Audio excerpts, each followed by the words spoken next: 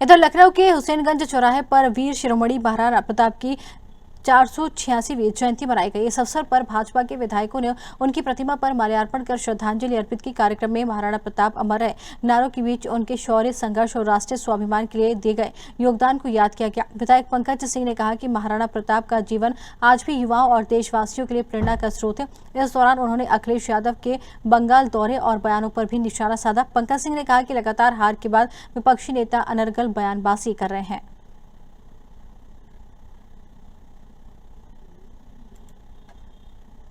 संघर्ष का जो उनका जीवन था वह आज भी सबको प्रेरणा देता है और मैं मानता हूं कि जो राष्ट्रीय स्वाभिमान के लिए, राष्ट्र के मान सम्मान स्वाभिमान के लिए जो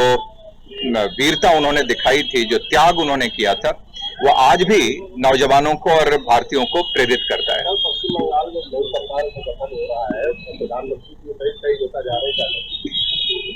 मैं देखिए बंगाल की जनता के प्रति बहुत आभार व्यक्त करता हूं कि भारतीय जनता पार्टी को वहां पर सेवा करने का मौका दिया है और मैं मानता हूं कि जो डर और भय वहां पर जनता के मन में जो व्याप्त था, अब उससे उनको मुक्ति मिली है, स्वतंत्रता मिली है और वह सभी बंगाल के लोग आज भारतवासियों के साथ मिलकर अपने राज्य को और देश को और आगे बढ़ाने में अपना भरपूर सहयोग दे पाएंगे। महाराणा प्रताप की जयंती की पूरे देश को बधाई, देश के जनमानस को बधाई। महाराणा प्रताप किसी एक जाति के नेता नहीं थे, महाराणा प्रताप पूरे देश के और सर्व समाज के नेता थे, क्योंकि अपने राष्ट्र की रक्षा के लिए, अपने राष्ट्र के स्वाभिमान के लिए और अपने आत्म स्वाभिमान के लिए राणा ने बहुत लड़ाइयां लड़ी और आत्म बलिदान किया। और राणा प्रताप के साथ सबसे अच्छी चीज ये थी कि राणा प्रताप ने सारे समाज को लेकर एक साथ वो आगे बढ़े और मुगलों से जो बाहर के आतताई थे, आक्रांता थे, उनसे लड़ाई लड़के अपनी मिट्टी को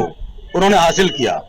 तो मुझे लगता है कि महाराणा प्रताप का जीवन हम लोगों के लिए एक आदर्श की तरह है, स्वाभिमान के लिए, त्याग के लिए, धैर्य के लिए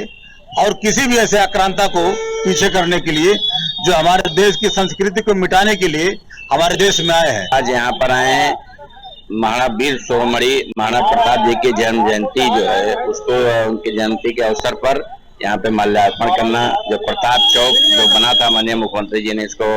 महाराणा प्रताप चौक का नाम दिया था। यहाँ पे माल्यार्पण करके उनको अपनी श्रद्धांजलि देने, उस वीर शिरोमणि की जिन्होंने अपना पूरा जीवन राष्ट्र के लिए और ऐसे समाज के लिए जो शोषित, वंचित, दलित, पिछड़ा, ऐसे समाज जिनको साथ लेकर के उन्होंने सेना बनाई, उन्होंने काम किया।